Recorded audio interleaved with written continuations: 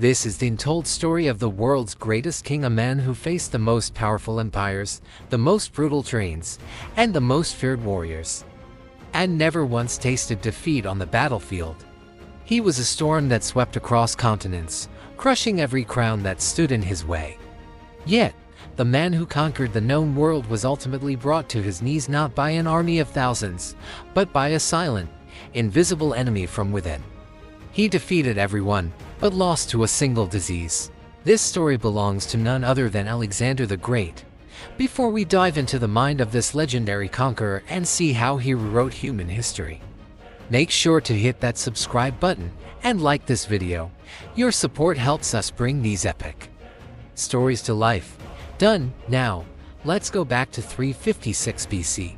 Alexander wasn't just born into royalty, he was built for greatness. While other princes were playing with toys, Alexander was studying under Aristotle, learning philosophy, logic, and war.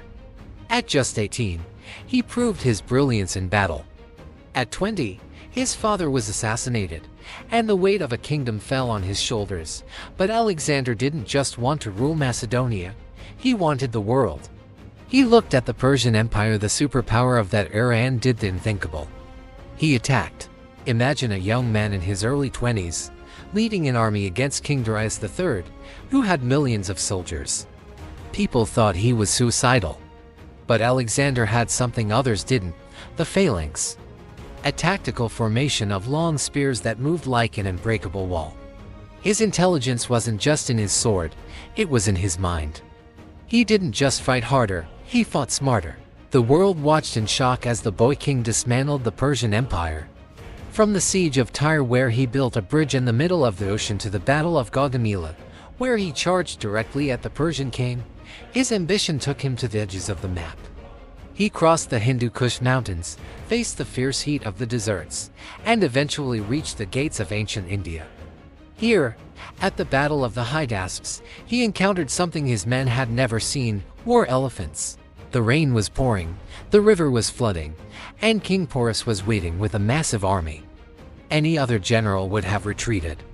But Alexander, he orchestrated a secret river crossing at night, outmaneuvering Porus in one of the most brilliant tactical displays in history.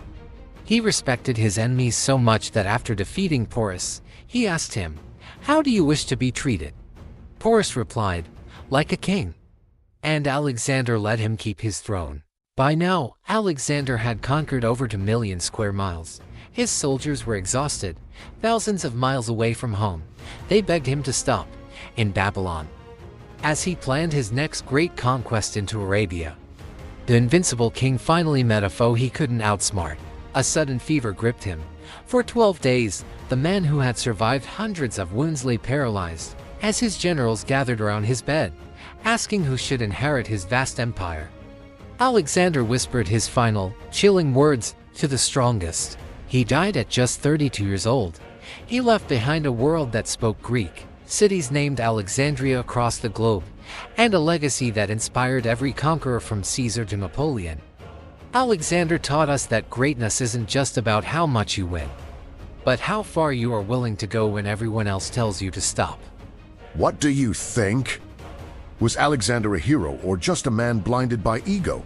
Let us know in the comments below.